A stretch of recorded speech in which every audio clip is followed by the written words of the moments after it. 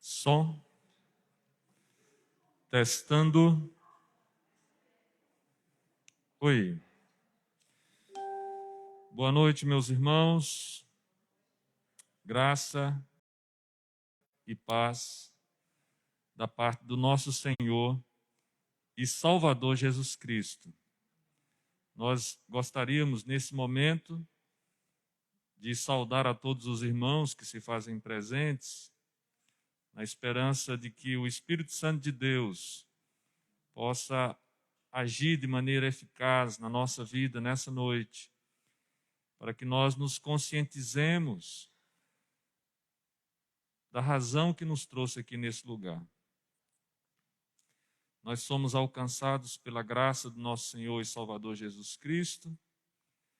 Nós estamos nessa noite para celebrar a ceia, momento onde nós certamente encontraremos motivos para expressar a nossa gratidão.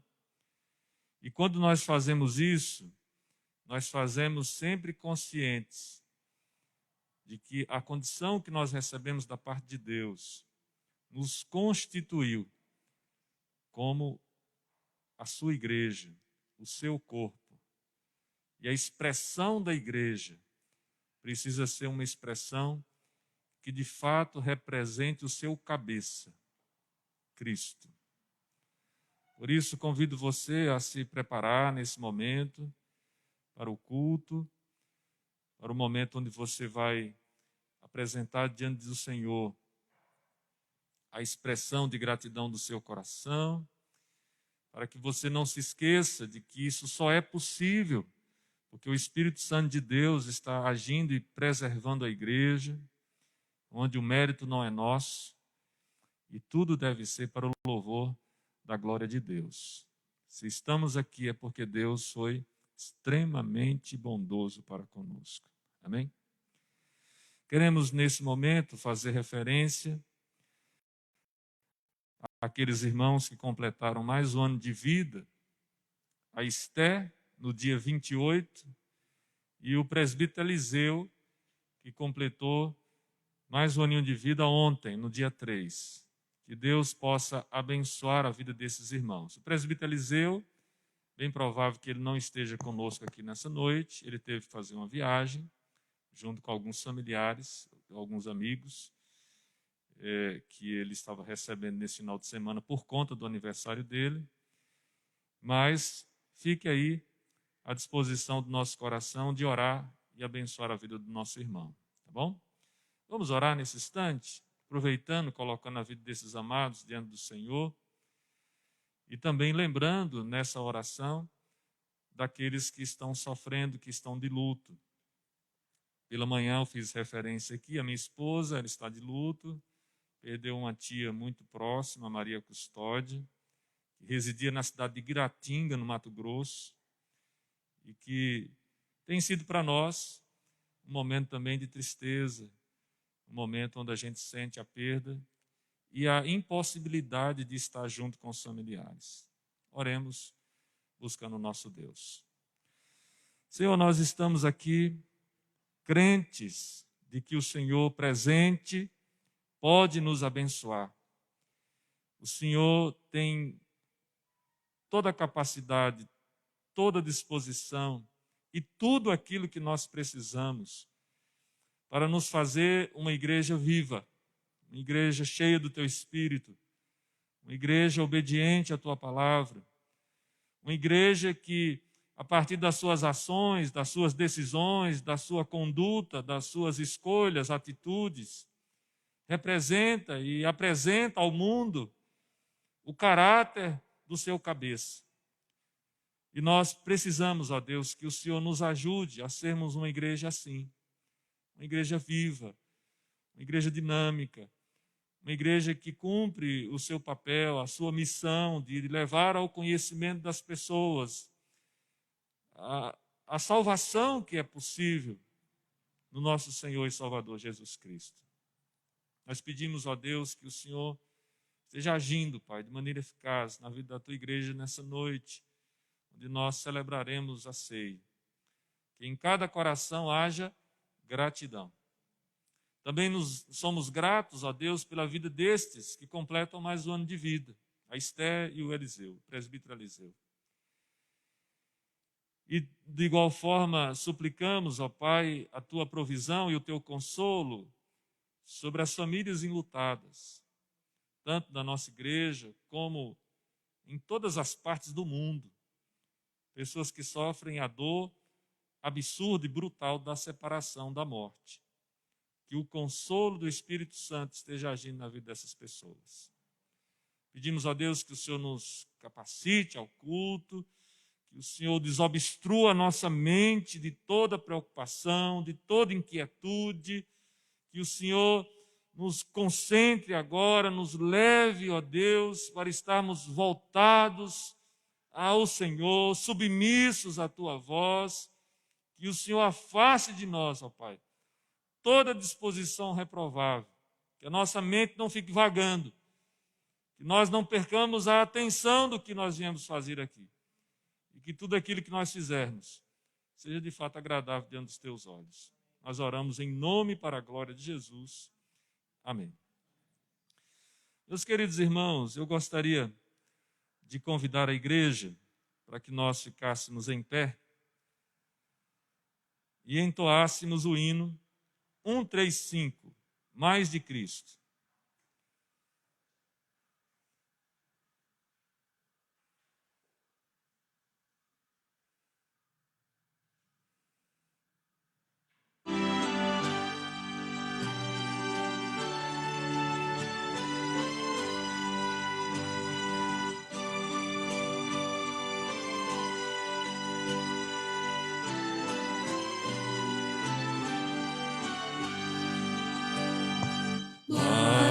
Cristo eu quero ver, seu Espírito receber, ter da sua compaixão e da sua mansidão.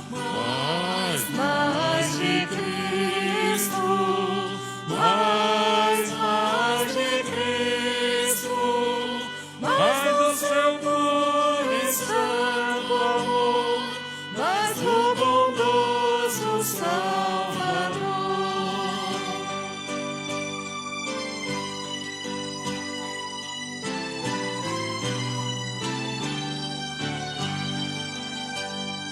Mais de Cristo eu quero ouvir, nos teus passos prosseguir, sempre perto dele andar, seu amor manifestar.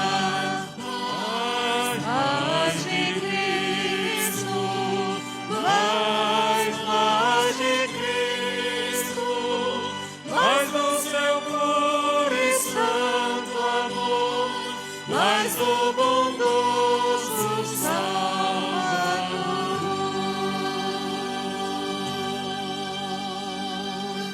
Amém, meus queridos. Podem sentar.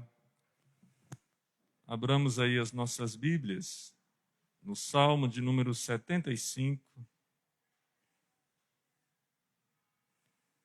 Convidamos os irmãos para a leitura nesse texto.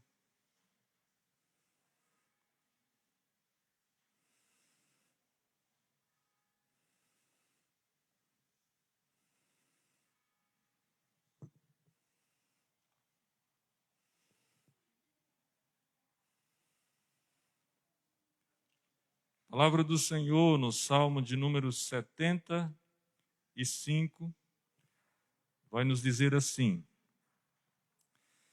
ao mestre de canto, segundo a melodia, não destruas. Salmo de Asaf, cântico. Graças te rendemos, ó Deus, graças te rendemos e invocamos o teu nome e declaramos as tuas maravilhas. Pois disseste: hei de aproveitar o tempo determinado, hei de julgar retamente. Vacilem a terra e todos os seus moradores, ainda assim eu firmarei as suas colunas. Digo aos soberbos: não sejais arrogantes, e aos ímpios: não levanteis a vossa força. Não levanteis altivamente a vossa força, nem faleis com insolência contra a rocha. Porque não é do Oriente, não é do Ocidente, nem do deserto que vem o auxílio.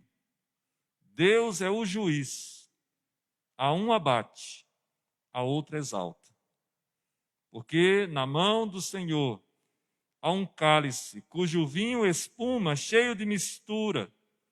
Dele dá a beber. Solvem-no até as escórias todos os ímpios da terra.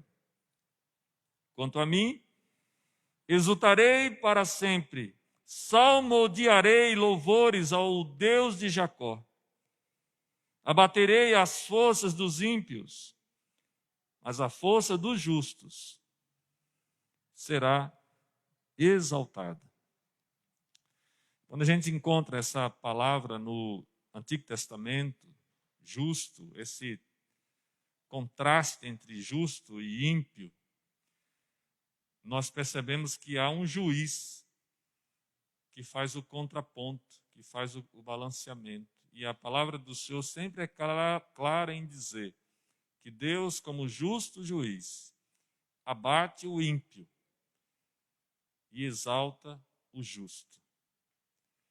Quando nós vamos para o Novo Testamento, nos lembramos da justificação, aqueles que foram declarados justos pela fé, aqueles que receberam a imputação da justiça de Cristo por Deus. Nós nos lembramos que é extremamente importante que nós, crendo nisto, vivamos como tais justos sobre a terra, para que a Escritura, ao fazer referência, possa também consolar e fortalecer o nosso coração. Em outras palavras, o que eu estou tentando dizer é que nós não devemos desistir da justiça, da vida piedosa, da vida certa, da vida santa, mesmo que isso seja contra a cultura, mesmo que isso seja julgado aí fora como tolice. Nós não podemos nos esquecer que fomos chamados para vivermos como justos sobre a terra. E louvado seja o nome do Senhor por isso. Se você prestar bem atenção no Salmo 75, você vai descobrir que ele se assemelha em termos, de forma geral, ao Cântico de Ana. 1 Samuel, capítulo 2, ao Cântico de Maria, Lucas, capítulo 1. O autor engrandece ao Senhor por subjugar os ímpios e exaltar os justos. E por que não dizer, os humildes? Porque tanto Ana como Maria estão conscientes de que foram alcançadas pelo favor de Deus. Coincidentemente, ambas receberam a dádiva de um filho.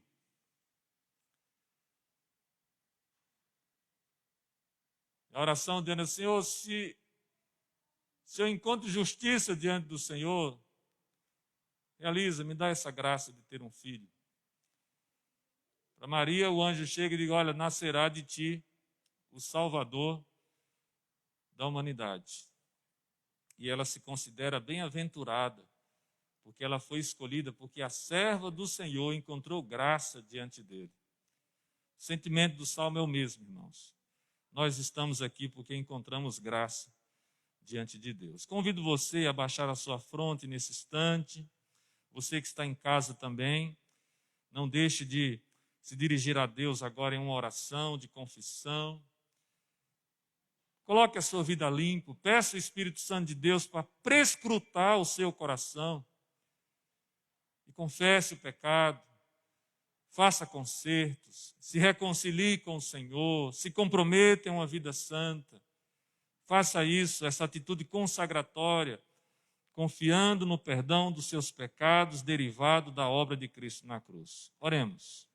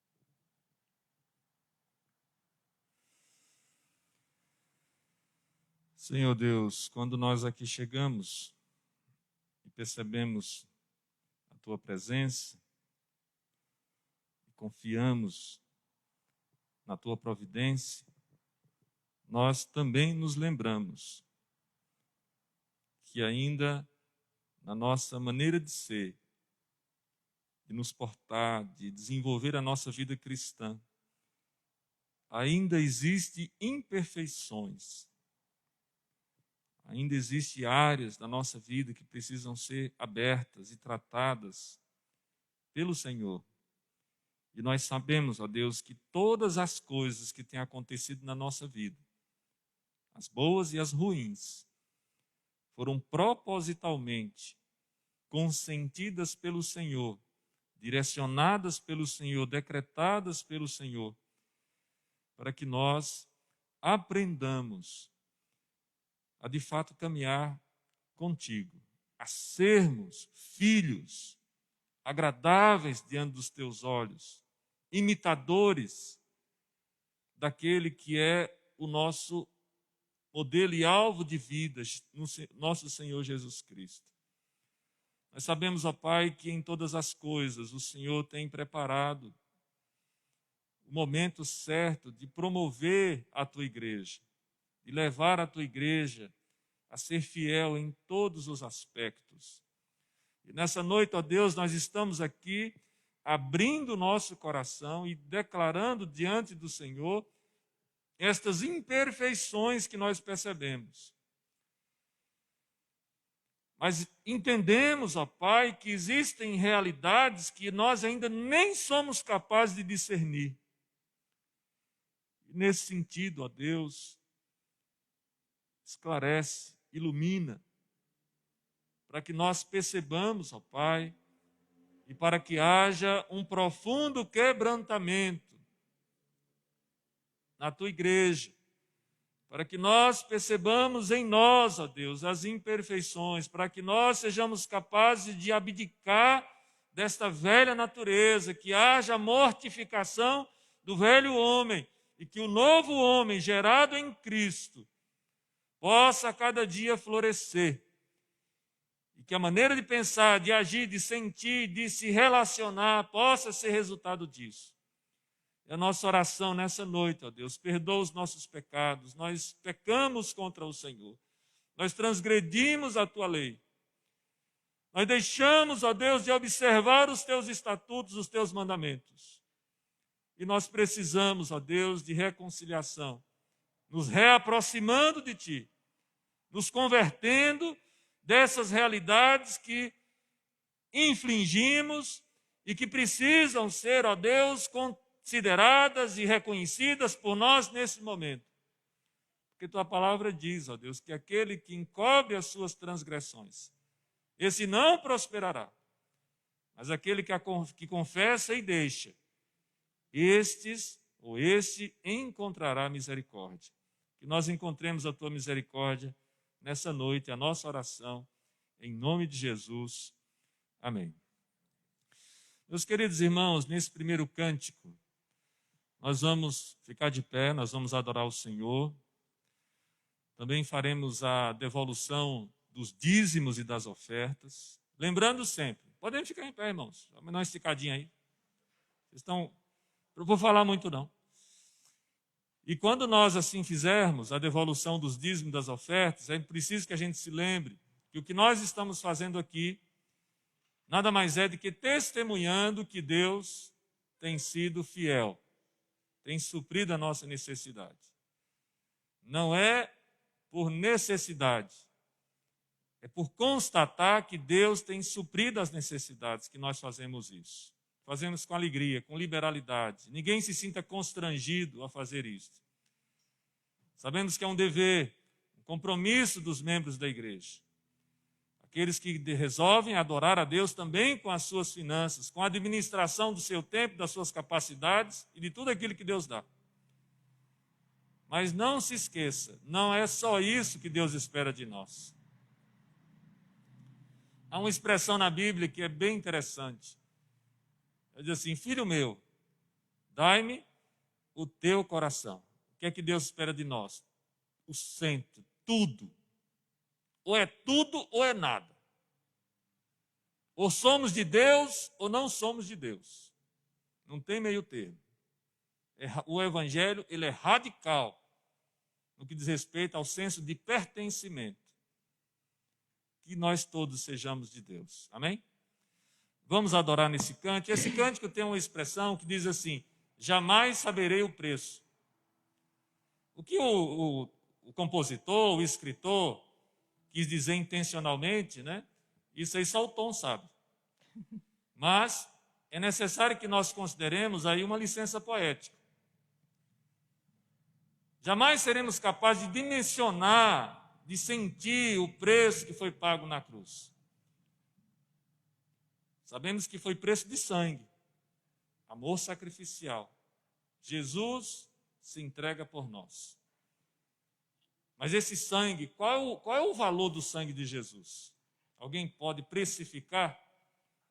Ninguém pode, meus queridos. É nesse sentido que a gente entende esse cântico, que não há como saber o preço. Porque o preço do sangue de Jesus ninguém consegue calcular, nem o maior contabilista dessa igreja.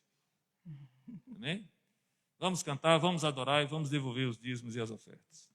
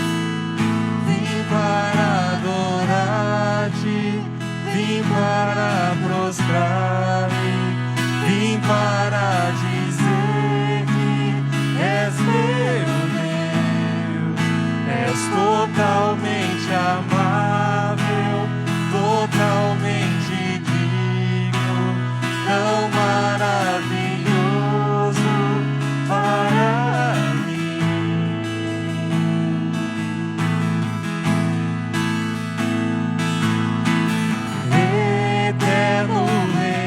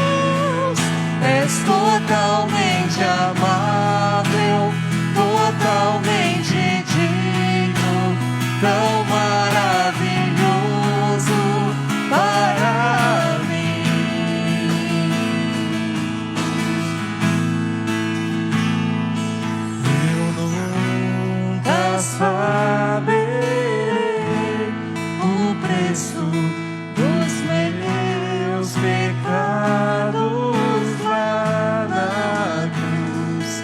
Eu nunca saberei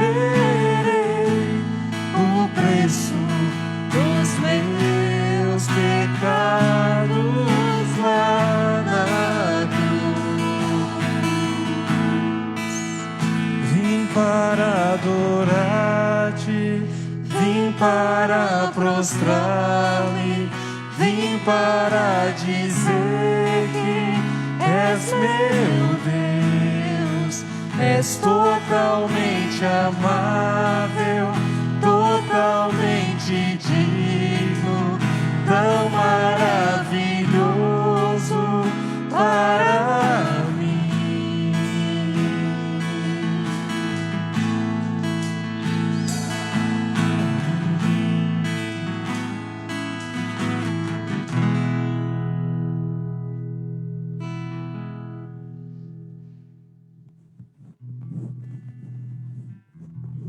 Nós oraremos agora com o diácono de plantão. Oremos, irmãos.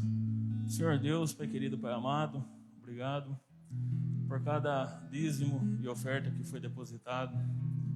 E agradeço, Pai, por tudo que o Senhor tem nos dado 100%. E nos toca no coração, Pai, de sermos gratos, de agradecer pelo alimento, sustento, moradia, pela nossa vida, Pai, pela nossa saúde. E por tudo do 100% que o Senhor tem nos dado, Pai. Jesus que morreu por nós, pagou os nossos pecados. E abençoa, Pai, a cada família aqui representada, aqueles que estão em casa e também todo o conselho que irá administrar esse dinheiro alçado aqui no gasofilácio. No nome de Jesus é que eu agradeço. Amém.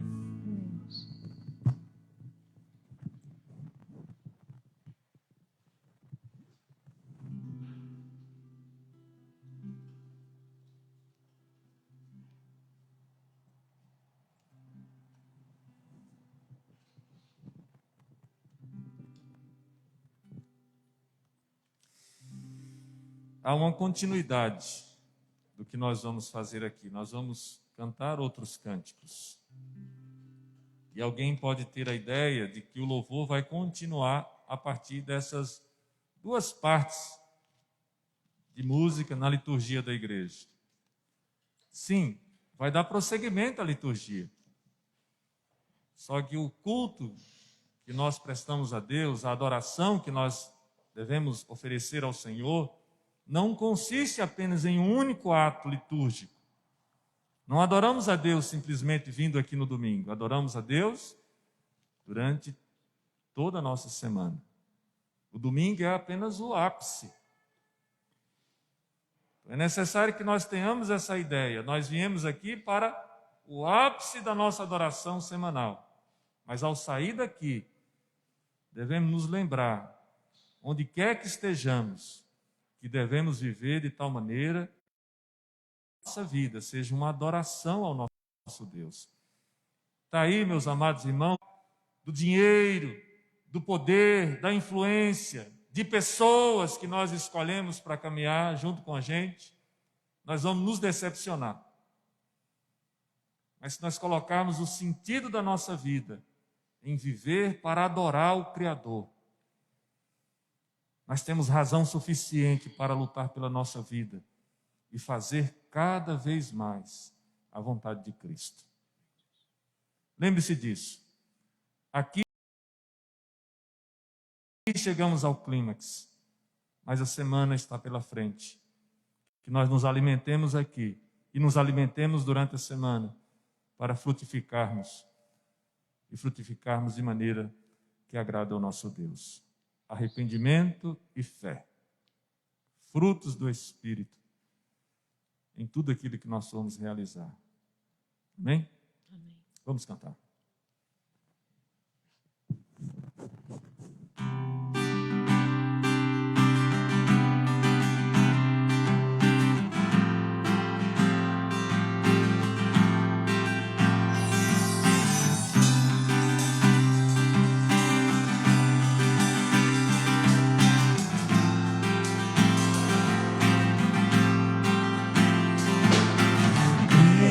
mim, ó Deus. Cria em mim, ó Deus, um coração puro. E renova um espírito inabalável.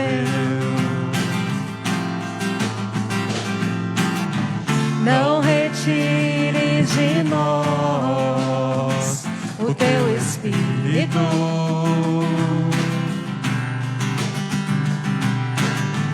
Não retire de nós o teu espírito.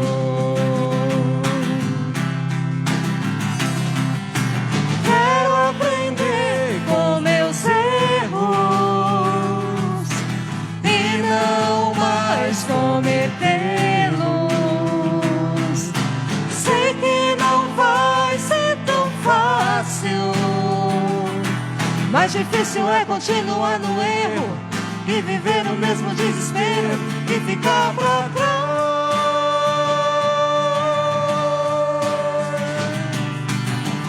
Eu quero ser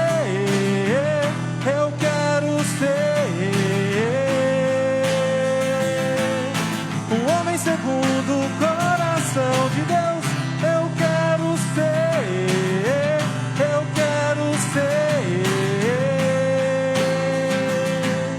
um homem segundo o coração de Deus.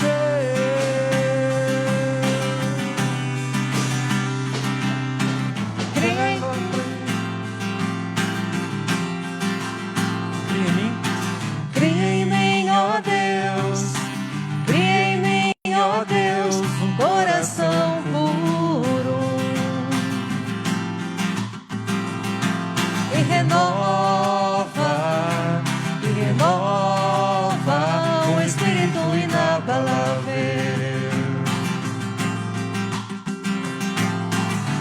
Não retire de nós o teu espírito.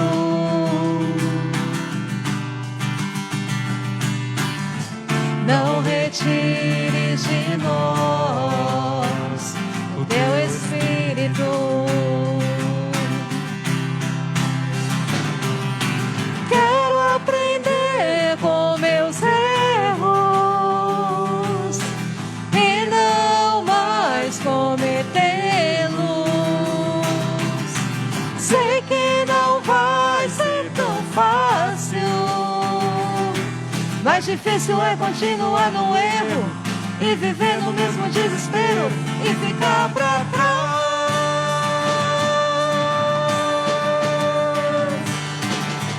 Eu quero ser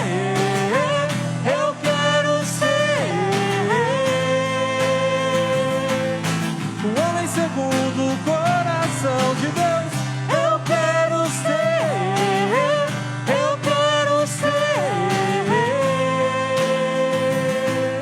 um homem segundo o coração de Deus.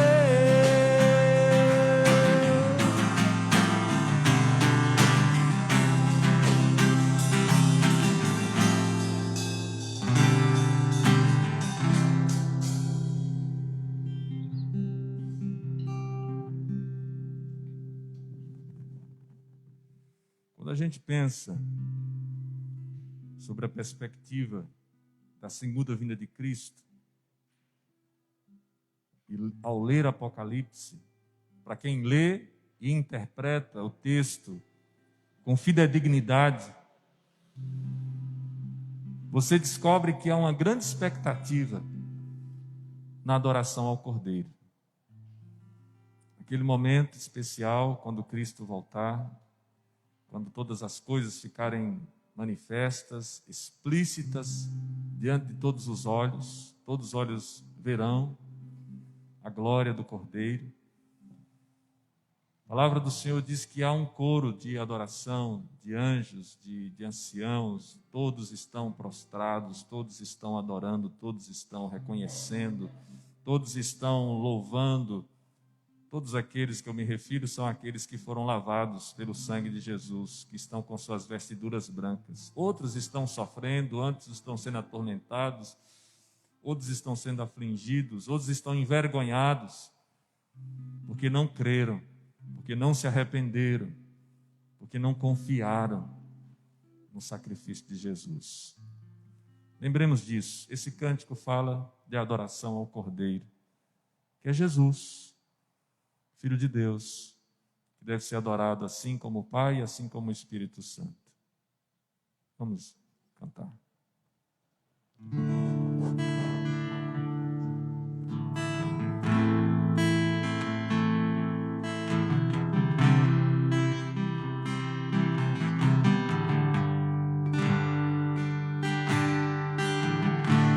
Digno é o Cordeiro que foi morto, Santo, Santo Ele é.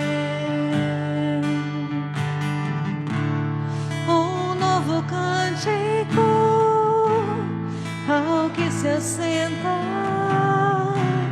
sobre o trono do céu.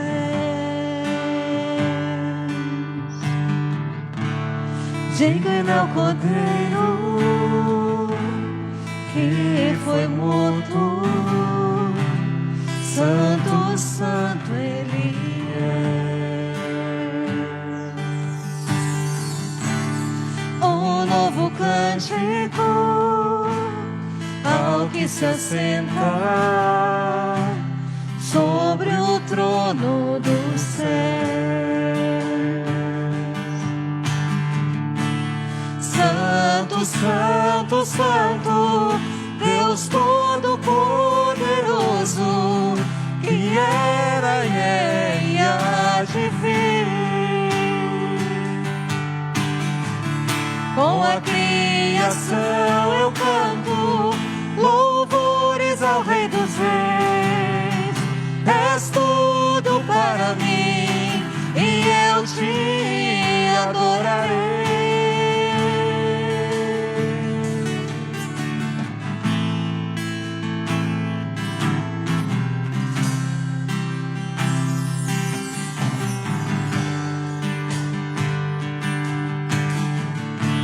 Está vestido do arco-íris, sons de trovão, luzes, relâmpagos, louvores, honra e glória, força e poder para sempre, ao único Rei eternamente.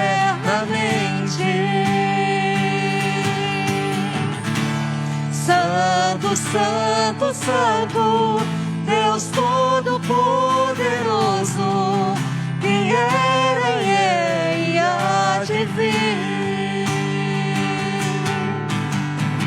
Com a criação eu canto louvores ao Rei dos Reis. És tudo para mim e eu te adorarei.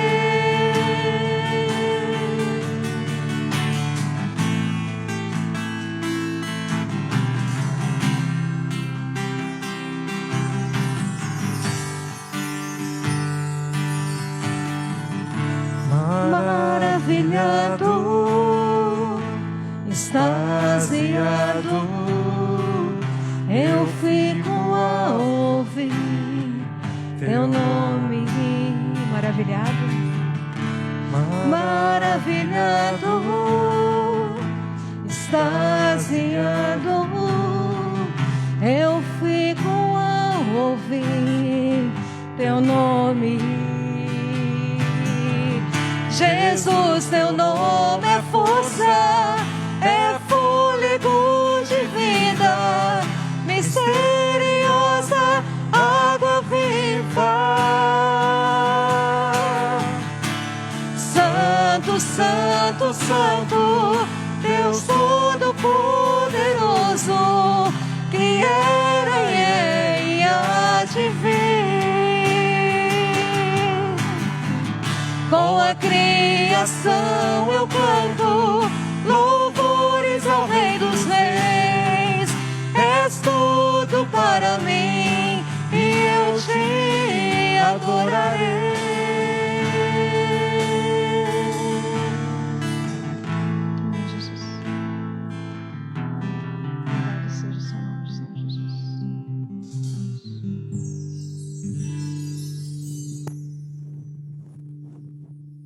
Os irmãos podem se sentar. Agradeço a participação dos nossos músicos nesse momento da liturgia. Convido a igreja para o momento da exposição da palavra do Senhor. Nessa noite vai acontecer em Mateus capítulo 23, do verso 37 ao verso 39. Portanto, cumprindo aqui o compromisso que fiz com os irmãos de fechar a exposição desse texto de Mateus capítulo 23, nessa noite, do verso 37 ao 39. O texto da palavra do Senhor nos diz assim: Jerusalém, Jerusalém, que mata os profetas e apedrejas os que te foram enviados. Quantas vezes quis reunir os teus filhinhos, ou os teus filhos, desculpe. Quantas vezes quis eu reunir os teus filhos, como a galinha ajunta os seus pintinhos debaixo das asas, e vós não o quisestes. Eis que a vossa casa vos ficará deserta. Declaro-vos, pois, que desde agora já não me vereis até que venhais a dizer: bendito o que vem em nome do Senhor. Que Deus assim nos abençoe, meus irmãos, na exposição da sua palavra nessa noite. Mantenha o seu texto aberto para que nós entendamos e consigamos assimilar aquilo que Deus quer falar conosco. Das expressões que eu já encontrei na Bíblia,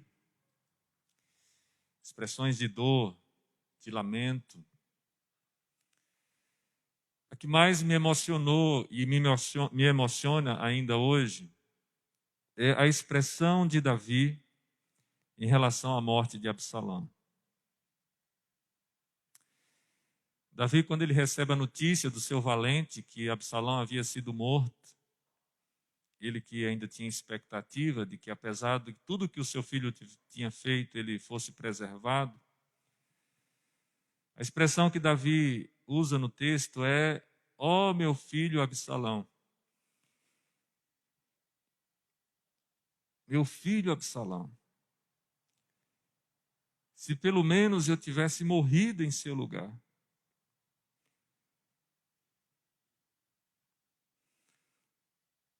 Ó Absalão, meu filho, meu filho.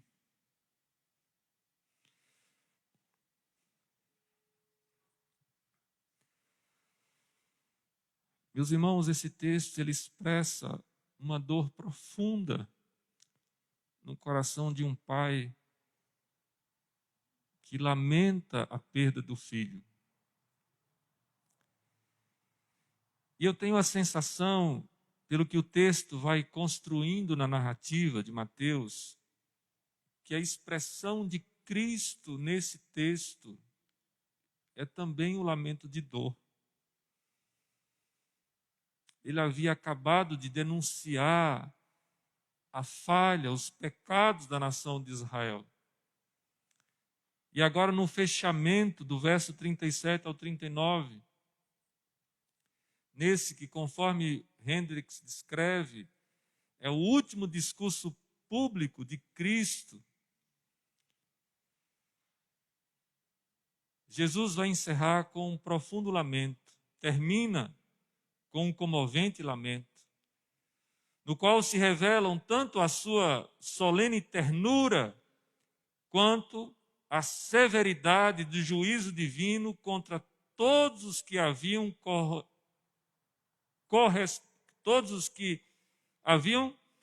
correspondido com desprezo a tão maravilhosa compaixão.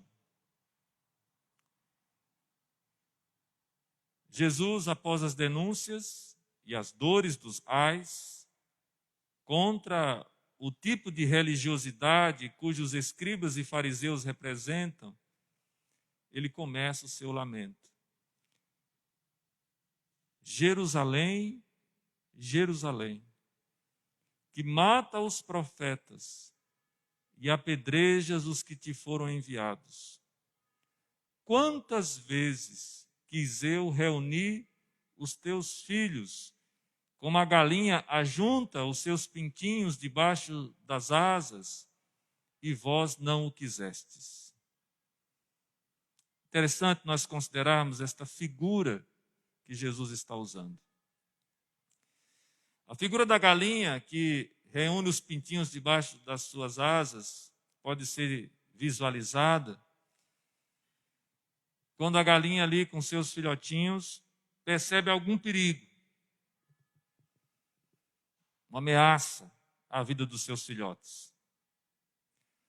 Eu não sei se você já percebeu, uma galinha choca quando ela é ameaçada por um cão, ou por algum outro animal, ou até por um ser humano. Quando ela abre as asas, ela fica toda arrepiada, ela abre as asas e ela começa a grunhir, quer dizer, grunhir não, né, não é o cachorro, mas ela começa a soltar um som característico.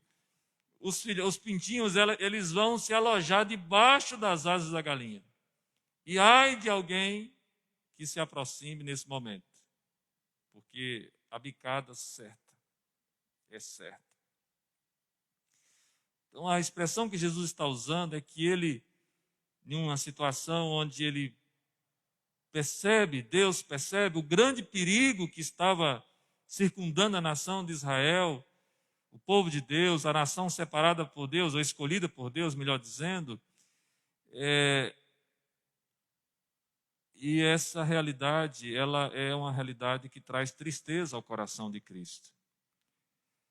Esse transbordamento de tristeza é endereçado a Jerusalém, porque Jerusalém era a cidade, era a capital, o próprio coração, o centro de Israel.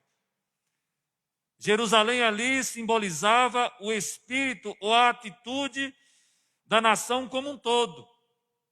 A disposição reprovável, o coração empedernido, a religião falida, a disposição contrária à vontade de Deus.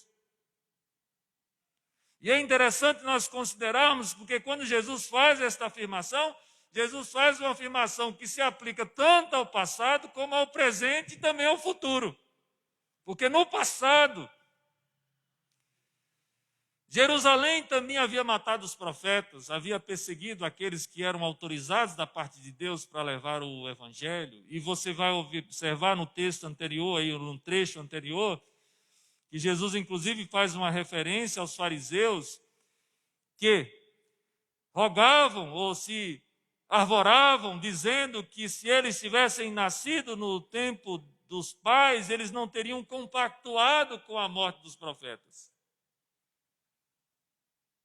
É lá que Jesus vai dizer assim, olha, vocês fazem bem em dizer isso porque vocês estão confessando a origem de vocês. Mas eu vou mandar para vocês. E vocês vão matar também. Versículo 34 de Mateus 23 diz assim, por isso, eis que eu vos envio profetas, sábios e escribas. A uns matareis e crucificareis. A outros açoitareis nas vossas sinagogas e perseguireis de cidade em cidade. Foi exatamente isso que eles fizeram em relação à companhia apostólica. Então Jesus está denunciando algo do passado, que a nação de Israel viveu, a rebeldia que chegou ao ponto de matar os profetas.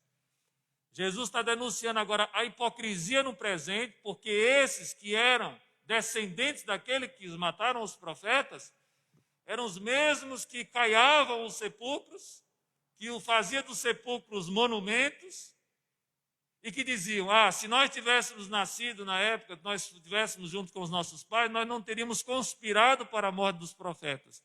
E Jesus está dizendo, olha, agora por diante, doravante, eu vou mandar para vocês emissários similares àqueles que foram enviados no Antigo Testamento. E vocês vão perseguir e vão matar do mesmo jeito.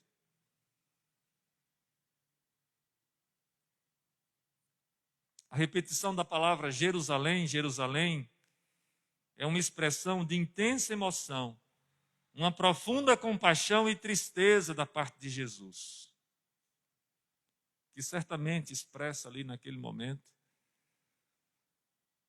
o coração de Deus para com a nação rebelde. Nós temos outros exemplos na Bíblia. Vocês lembram de Lucas, capítulo 22, verso 31? Jesus está dizendo: Simão, Simão, Satanás requereu você para ser peneirado, e eu intercedi por você. Expressão semelhante, assim como a expressão que eu mencionei no início, na introdução, a expressão de Davi quando perde seu filho. Jesus declara aqui a culpa da nação, meus irmãos. Jesus declara que Israel era culpada de matar e apedrejar os embaixadores oficiais de Deus.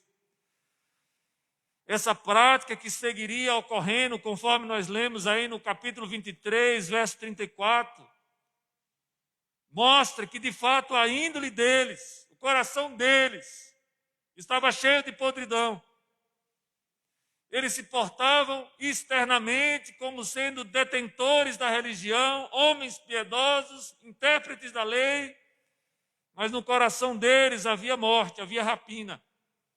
Eles estavam conspirando e intentando a morte de Cristo, porque eles não eram capazes de admitir que de fato Cristo era o Messias aguardado. Eles haviam se distanciado na tradição dos anciãos, na elaboração de leis e normas humanas, de tal maneira, na perversão da religião, usando a religião como fonte de lucro, na preocupação da promoção pessoal, eles gostavam de holofote, eles gostavam de ser evidenciados, eles gostavam de ser cumprimentados nas praças, eles gostavam de ser ovacionados, de serem reconhecidos como pai, como mestres. Jesus já havia denunciado que os seus discípulos e a multidão não deveriam buscar essa autopromoção, porque no reino dos céus o maior é o que serve. Mas eles continuam obstinados. E a expressão evidencia isso. Quantas vezes quis eu reunir os teus filhos? E a gente olha assim, gente, esse povo tem dura cerviz. Meus irmãos, atentemos. Se também não estamos sendo obstinados nesta proporção. Quantas vezes o Senhor fala conosco? Arrependa-se, muda a sua vida, procura fazer aquilo que é bom e direito. Abandone esse pecado, meu irmão. Reconheça que você está errado. Mude a sua postura. Considere diante de Deus o que de fato você deve fazer, viver e escolher. Quantas vezes Deus tenta nos aproximar e reaproximar dele e nós não entendemos. Aí o C.S. Lewis diz que quando Deus fala suavemente, né? A gente não entende. E aí vem um sofrimento. C.S. Lewis defende que quando vem um sofrimento, é como se Deus aumentasse o volume. É o ribombar de Deus, batendo, para que nós atinemos para aquilo que nós precisamos, de fato, considerar como fundamental e primordial na nossa vida. Essa é a grande vantagem, o grande privilégio daqueles que foram eleitos. Todas as coisas, todas, boas e más, cooperam para o bem daqueles que amam a Deus, daqueles que foram chamados segundo o seu propósito. Seja pelo amor, como diz os antigos, né? Seja pelo amor, pela dor, nós seremos cativos. Tem uma expressão na Bíblia, Paulo em Coríntios usa, o presbítero Plínio já esteve pregando aqui nesse texto, que até hoje eu me lembro da pregação dele, é uma expressão muito forte que ficou no meu coração. Aquela expressão que Paulo diz que o Senhor Jesus, ele vai num cortejo triunfante. A mensagem do Evangelho é como um cortejo triunfante, que entra o exército vencedor entrando na cidade, e quando esse cortejo triunfante entra, ele é cheiro de vida para os que são salvos e de morte para aqueles que serão destruídos. E ali é uma referência que Paulo está fazendo à pregação do Evangelho, que ia de cidade em cidade. E ele que não mercandejava a palavra de Deus, eles iam pregando o Evangelho e o cortejo ia seguindo. E aqueles que foram conquistados pela graça irresistível de Deus, esses eram cheiro de vida. E aqueles que iam se perdendo, esse era cheiro de morte. Mas o cortejo ia seguindo, e o cortejo vai seguindo também nos nossos dias. A expressão, meus irmãos, revela um passado triste da nação de Israel, como já disse. Mas revela também que a obra de Cristo na Galiléia e os seus arredores revela o labor de Jesus em Jerusalém e na sua vizinhança de maneira intensa. A rotina de Jesus, a agenda de Jesus era uma agenda comprometida com o Evangelho do Reino. É chegado o Reino dos Céus, arrependam-se. Porque mesmo que Deus tenha tardado o seu juízo, mesmo que Deus tenha deixado um momento específico para derramar o cálice da ira sobre a terra, é chegado o momento do arrependimento, é chegado o momento da transformação, é chegado o momento de nós nos enquadrarmos nos padrões do reino dos céus.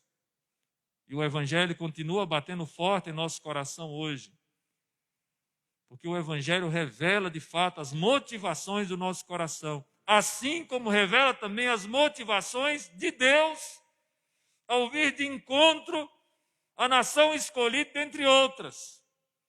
A motivação do coração de Deus era a bondade, era a generosidade, a intencionalidade de Deus era que ele chegasse ao arrependimento e à fé.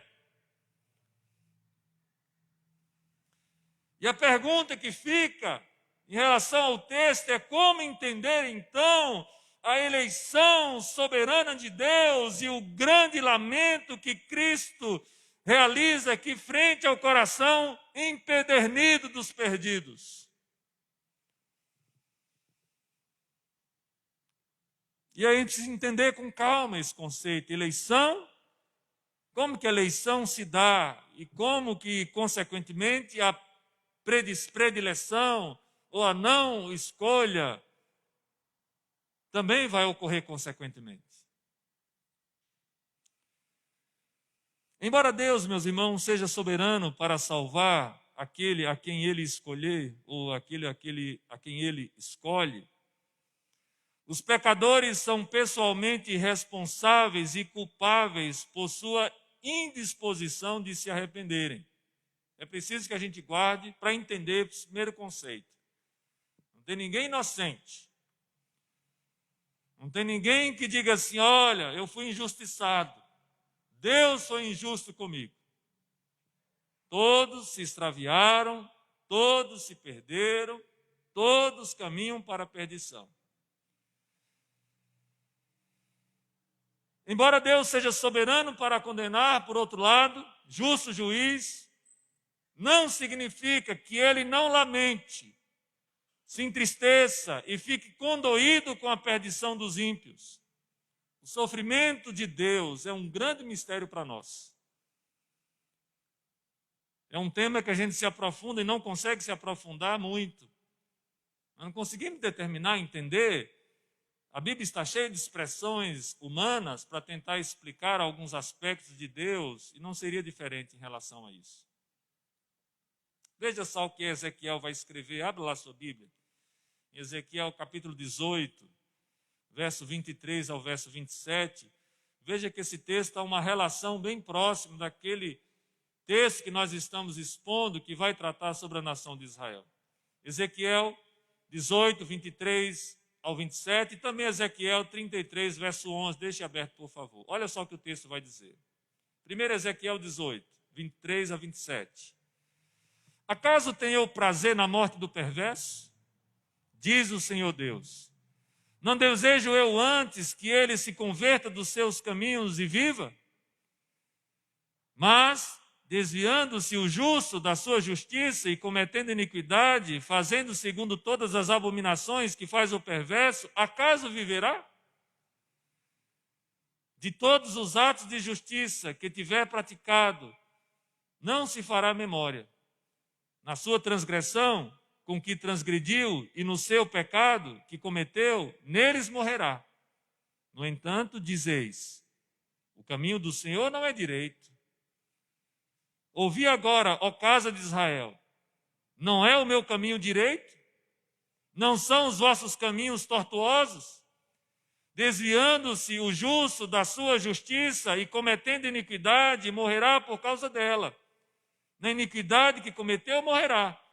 Mas, convertendo-se o perverso da perversidade que cometeu e praticando o que é reto e justo, conservará ele a sua alma em vida. Agora veja lá Ezequiel 33, 11. Dize-lhes, tão certo como eu vivo, diz o Senhor Deus, não tenho prazer na morte do perverso. Mas em que o perverso se converta do seu caminho e viva. Convertei-vos dos vossos maus caminhos. Pois por que haveis de morrer, ó casa de Israel? Esse texto fica mais de que evidenciado de que Deus não tem prazer na morte do perverso, na morte do ímpio. Portanto, Deus se condói. Primeiro conceito que nós aprendemos: Deus é soberano para eleger, para salvar. Deus é soberano também para condenar. E quando ele condena justamente. E quando ele salva graciosamente. Ele nos dá algo que nós não merecíamos. Favor imerecido, a graça. Em síntese, como é que nós podemos entender esse contexto? Na eleição, ocorre que Deus, desde a eternidade, via a humanidade caminhando a passos largos para a perdição eterna. Tal fato lhe trouxe tristeza, lamento, dor e sofrimento, expressões humanas para tentar retratar ou exprimir o ser de Deus. E antes mesmo da fundação do mundo, resolveu na sua infinita graça e amor escolher e salvar alguns através do evangelho da graça de Deus. Paulo, tanto em Romanos 9, 14, 18, como Efésios 1, 4 a 5, deixa claro isso. Aqui fica revelado, meus irmãos, a justiça e o amor de Deus, o seu poder e a sua misericórdia, a sua santidade e a sua compaixão diante da humanidade. E segue então o lamento com Jesus profetizando a destruição do centro da religião da nação de Israel, verso 38 e 39, lá de Mateus 23. Volta a Bíblia para lá. Em Mateus 23, verso 38 e 39, Jesus continua dizendo: eis que a vossa casa vos ficará deserta.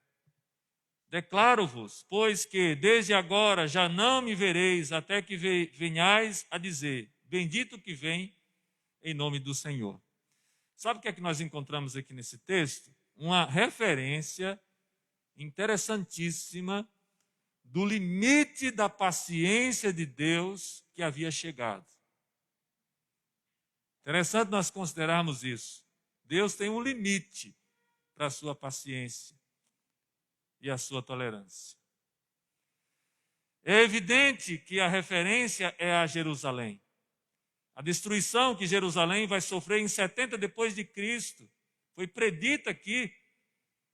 Mais uma vez, antes Jesus havia dado a ideia sobre isso na parábola das bodas do filho do rei, lá em Mateus 22, verso 7.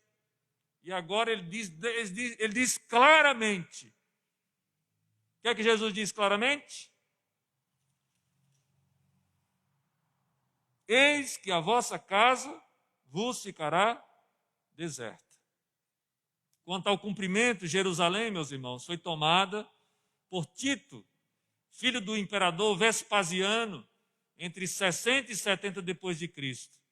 O templo foi destruído. Crê-se que mais de 1 milhão de judeus que se aglomeravam na cidade pereceram. Como uma unidade política, Israel cessou de existir. Como uma nação especialmente favorecida pelo Senhor, havia chegado ao fim do seu caminho muito antes mesmo do início da Guerra dos Judeus, comenta William Hendrickson sobre este evento. Interessante nós considerarmos que a narrativa de um ex-combatente, testemunha ocular, Joséfo, ao escrever a história da Guerra dos Judeus, descreve a destruição de forma fidedigna em 7 livros. Destaca aqui um pequeno trecho do livro de número 6, 271. Enquanto o santuário ardia, não houve compaixão pela idade, nem se mostrou respeito pela hierarquia. Ao contrário, as crianças e os idosos, leigos e sacerdotes, igualmente eram massacrados. Essa é a descrição do historiador.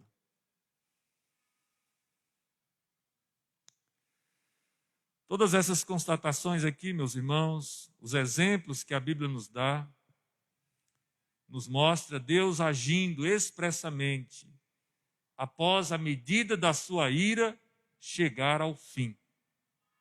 Preste bem atenção, meus irmãos. Quando nós falamos que estamos vivendo a dispensação da graça, isso não significa que nós temos licença para pecar, para vivermos uma vida de qualquer jeito. A Bíblia está dizendo assim, que Deus atrasou, que Deus agiu com graça, dando o seu Filho, propiciando para nós, através da sua vida, da sua obra e da sua mensagem, uma oportunidade de salvação que Ele vai efetivar eficazmente pela ação soberana do seu Espírito, de modo que aqueles que foram escolhidos e dados a Cristo, nenhum desses se perderá. Mas vai chegar um momento em que Deus julgará as nações, trará a lume todas as obras realizadas pelos homens. E nesse grande e terrível dia, nós estaremos como igreja, jubilosos, louvando o nome do Senhor, reverentes, humilhados, submissos, mas ao mesmo tempo exaltados, humilhados no sentido de humildes, porque a glória e a expressão do Cordeiro é algo que nós vamos perceber como algo extremamente reverente. Há uma expectativa no livro do Apocalipse que me chama a atenção, que ele diz assim, e naquele momento é procurado alguém para abrir o livro, e não se encontra ninguém no céu e na terra que seja capaz de abrir o livro. Mas o texto diz que o Cordeiro, ele é capaz de abrir o livro. E ele abre o livro. E ali estão escritos todos aqueles que foram alcançados pela mensagem de salvação. Essa é a última declaração de Jesus no discurso agora, 23, verso 39 de Mateus. Declaro-vos, pois, que desde agora já não me vereis, até que venhais a dizer, bendito que vem em nome do Senhor. Jesus diz que nos dias imediatamente seguintes, ou seja, depois dessa semana da paixão, não se revelará novamente em público aos judeus até o dia de sua segunda vinda. Exceto, é claro, por um breve período de transição onde ocorreria a pregação dos apóstolos, lá em Atos, capítulo 13, verso 46. Jesus sendo revelado aos judeus a partir da pregação apostólica. Eles começam a pregar também pelos judeus e depois eles vão disseminar a pregação entre os gentios. Hendricks, comentando aqui, ele diz, então, em sua gloriosa vinda, os que se arrependerem antes de morrer proclamarão a Cristo com plenitude de alegria. Os demais lamentarão em ranger de dentes sem arrependimento. Tão majestosa e radiante, porém, seja a glória de Cristo, que todos se sentirão impelidos a tributar-lhe homenagem. Interessante nós considerarmos isso, meus irmãos. Paulo, por sua vez, já havia referido sobre o estado de exaltação de Cristo lá em Filipenses 2, 9 e 11. Em situações semelhantes, ele diz, olha, pelo que também Deus o exaltou sobremaneira, ele deu um nome que está acima de todo nome, para que ao nome de Jesus se dobre todo joelho nos céus e na terra e debaixo da terra, e toda língua confesse que Jesus Cristo é Senhor para a glória de Deus Pai. Na profecia de João, capítulo 1, verso 7, ele diz, eis que vem com as nuvens, e todo olho verá, até quantos o transpassaram, e todas as tribos da terra se lamentarão por ser ele. Certamente. Amém. Vai chegar um dia que toda esta realidade que foi tramada, toda a arrogância dos homens, toda a prepotência dos ímpios, toda a descrença, todo o endurecimento de coração, vai estar sendo exposto diante do justo juiz, que certamente agirá com justiça, mas que não deixará de expressar o seu amor, a sua graça, a sua misericórdia, a sua compaixão por aqueles que ele resolveu salvar. E pela punição para aqueles que tiveram o coração empedernido e não se sujeitaram, e não se submeteram, e não se converteram, e não se arrependeram antes da vinda do Senhor Jesus. E a igreja diz, Maranata, vem Jesus. Concluindo, meus irmãos, há um hino 292. Lembra dele? A vinda do Senhor. Está aí no seu novo cântico. 292. O hino diz assim, como foi para o céu, Jesus Cristo há de vir, quando o som da trombeta ecoar, quando a voz do arcanjo celeste se ouvir, eu irei com Jesus me encontrar. Ó, que dia glorioso esse dia há de ser, quando o som da trombeta ecoar. Quando o som da trombeta ecoar. Quando Cristo nas nuvens tiver de descer. E então triunfante reinar. E então triunfante reinar, sim reinar. E termina o hino com as duas últimas estrofes dizendo assim, que eu acredito que deva ser esse o anseio e o sentimento do coração da igreja. Vem Jesus, ó Senhor, vem depressa reinar. Vem a paz e a justiça trazer, criação, povo teu, tudo almejo raiar, desse dia de glória e poder. Esse império do mal vem, Senhor, destruir. Rei celeste, vem presto reinar.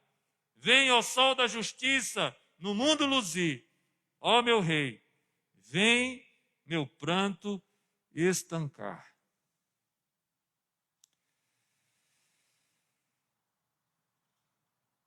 Quando Cristo voltar e estivermos vivendo na presença de Deus de uma maneira marcante, como nunca se viu ou como nunca houve um relato desse nas Escrituras. Não haverá mais choro, não haverá mais tristeza, não haverá mais dor, não haverá mais injustiça, não haverá mais pecado, não haverá mais peste, não haverá mais fome, só haverá Deus sendo tudo em todos. Comunhão com Cristo, prazer de estarmos na presença do Cordeiro. Amém? Meus queridos irmãos, nós vamos passar a ceia nesse momento. Queria convidar os irmãos a se prepararem aí onde vocês estão, convidar aqui os presbíteros presentes nessa noite. Nós só temos o presbítero Plínio. Eu queria contar com a paciência dos irmãos, nós estamos com um presbítero em viagem e estamos com um presbítero que está com suspeita, está com alguns sintomas. E a gente resolveu deixar ele no banco. Falou, você não vai para a igreja não, você fica em casa. Tá bom? Então eu queria convidar aqui o presbítero Fernando, o presbítero em disponibilidade, para me ajudar aqui. O presbítero Fernando Reque está presente também? Não, né? Não estou localizando nenhum outro presbítero em disponibilidade. Eu queria convidar então, para compor aqui, o diácono José Cláudio. José Cláudio ele é um ancião aqui da igreja, né? Apesar de aparentemente ser muito jovem.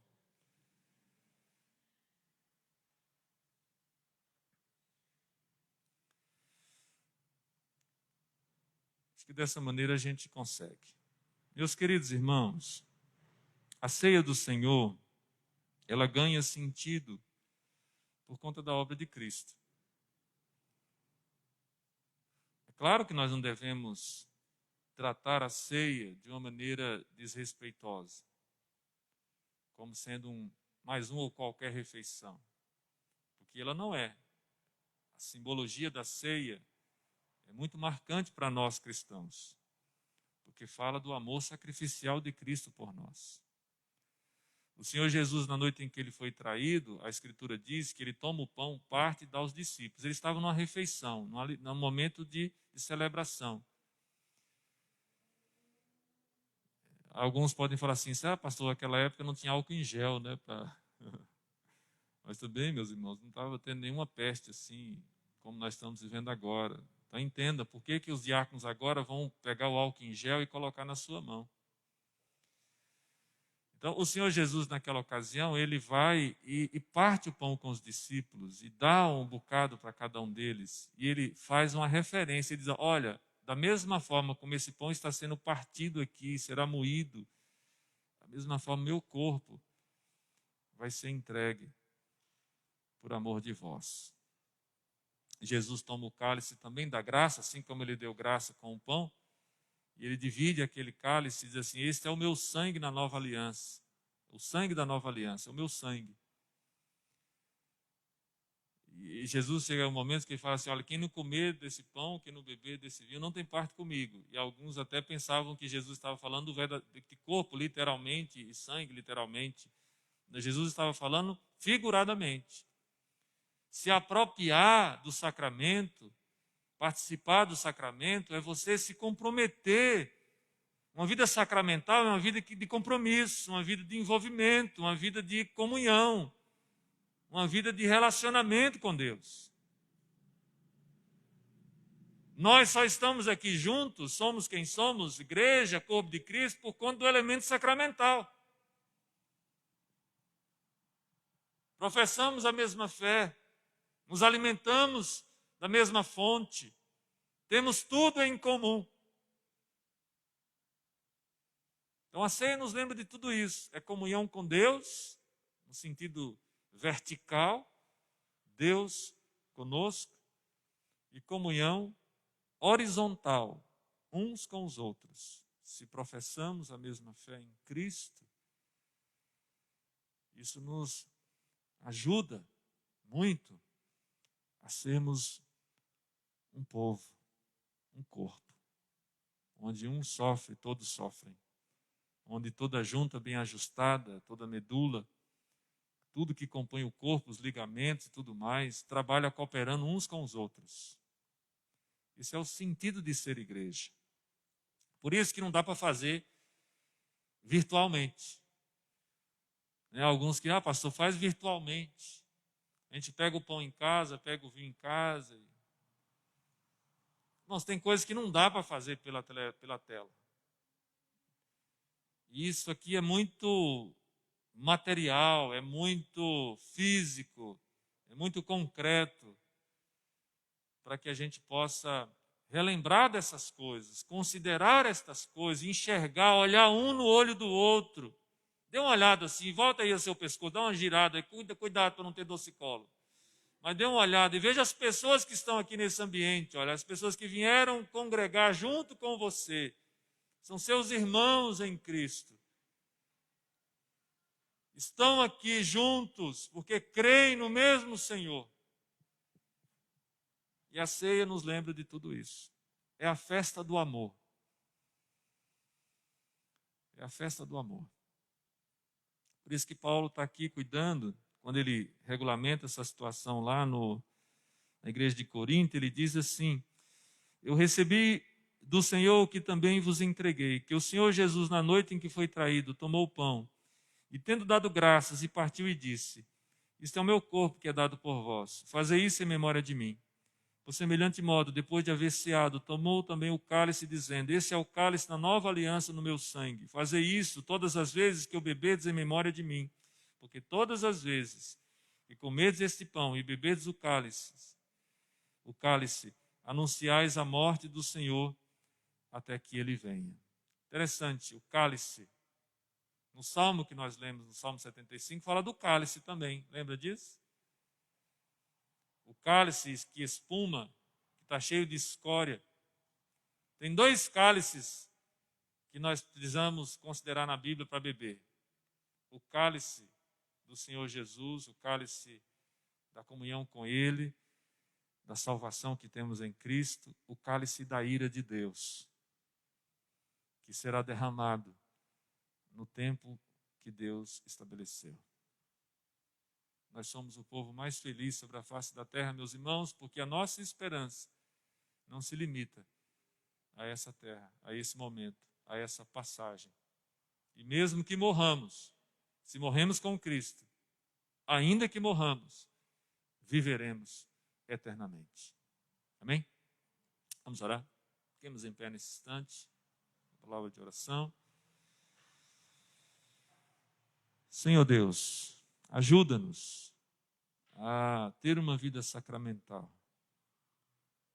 a ver consagração em nós, faz com que haja também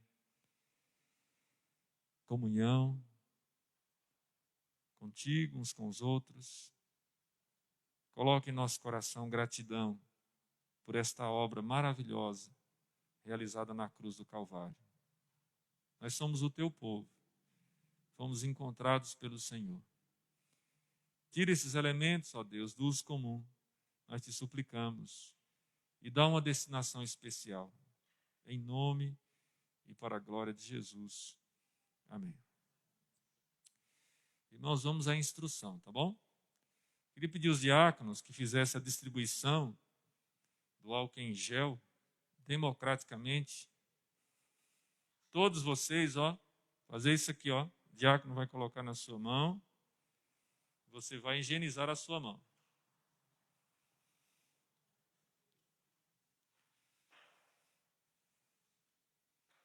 Para que é isso? Para evitar que qualquer contato acidental que você tenha com a cápsula possa contaminar a cápsula do outro. Então passe o álcool, não precisa economizar não, viu? Use para deixar a sua mão bem limpinha.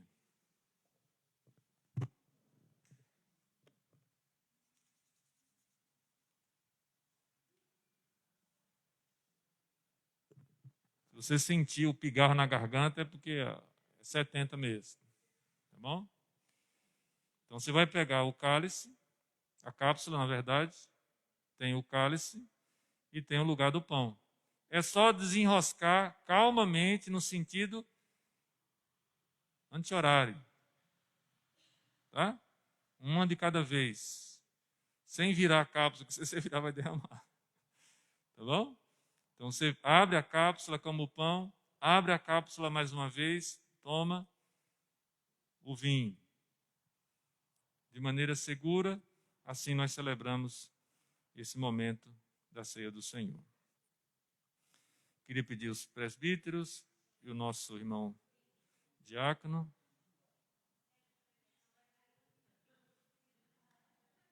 Isso. Muito bem. Ver se não tem outro colado aqui. Muito bem. Vocês podem ir. Vão um pelo meio e 2 pelos flancos.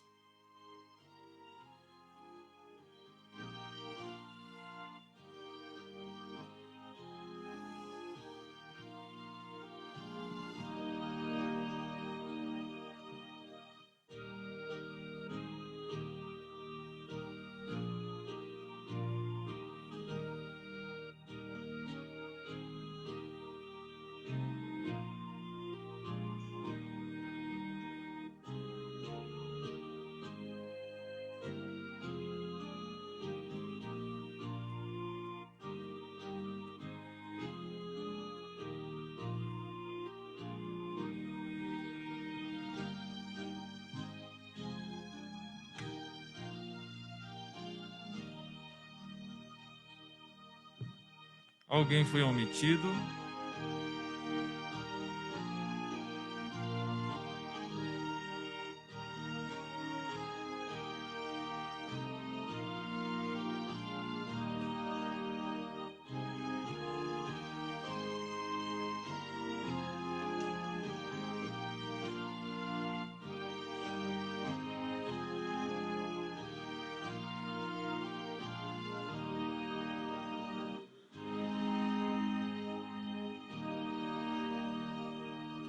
Meus irmãos, comamos e bebamos dele todos. Já pegou, meu irmão? Após comer e beber, nós vamos orar e agradecer ao Senhor.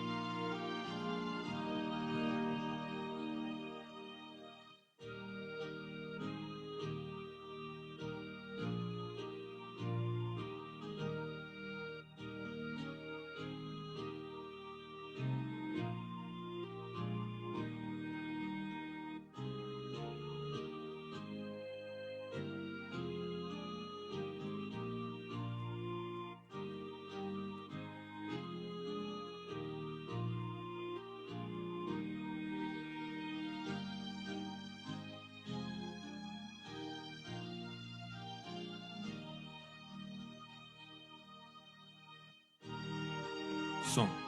Nós vamos orar agora agradecendo com o presbítero Plínio. Pai, agradecemos ao Senhor por esse momento que o Senhor nos reserva, momento em que olhamos para trás, olhamos para o sacrifício de Jesus e nos sentimos abençoados porque fomos escolhidos pelo Senhor para desfrutarmos dessa comunhão, tanto com o Senhor quanto com os irmãos. Agradecemos também porque quando olhamos para o futuro, vemos um futuro de glória que o Senhor reserva a cada um de nós. Muito obrigado porque o Senhor nos deu esse momento. Dá-nos também sempre da tua companhia, dá-nos sempre da tua graça. Oramos no nome de Jesus. Amém. Irmãos, agora vem um pós-ceia. Pegue a cápsulazinha e feche completamente. Porque se você não fechar completamente, não cabe na bandeja. Tá bom? Então verifique aí se você fechou adequadamente. Os irmãos vão recolher as cápsulas.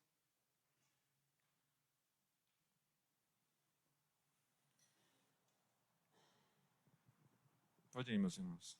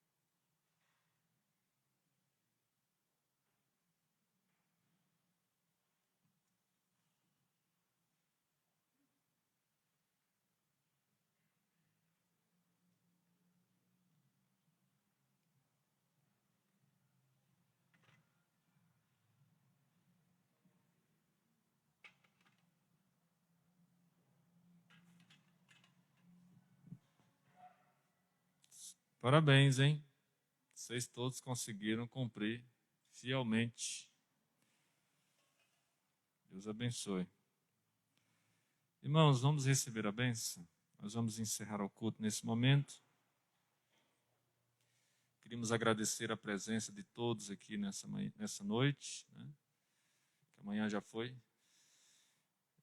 Agradecemos também a presença dos nossos visitantes. Vocês são bem-vindos, tá? Em nome do Senhor Jesus.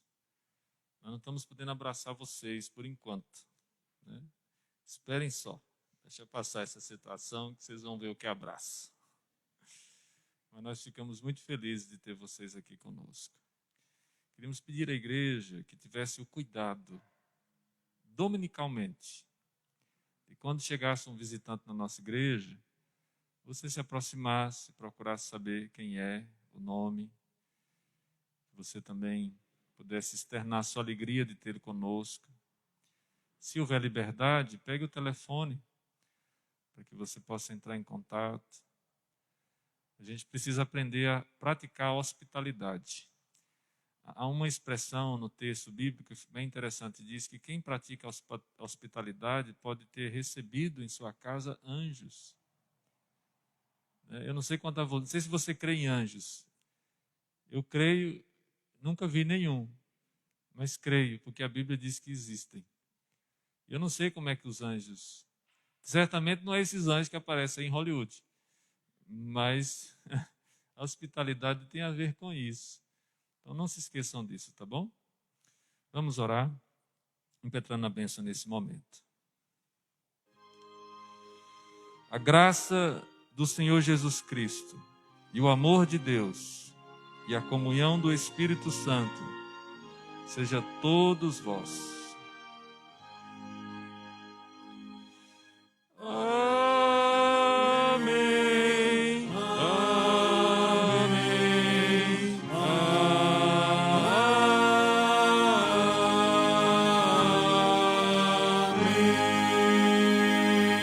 Amém. Olha aqui para mim. Um grande abraço, distanciado mesmo assim, mas um grande abraço a vocês. Tenham uma ótima semana na presença do Senhor.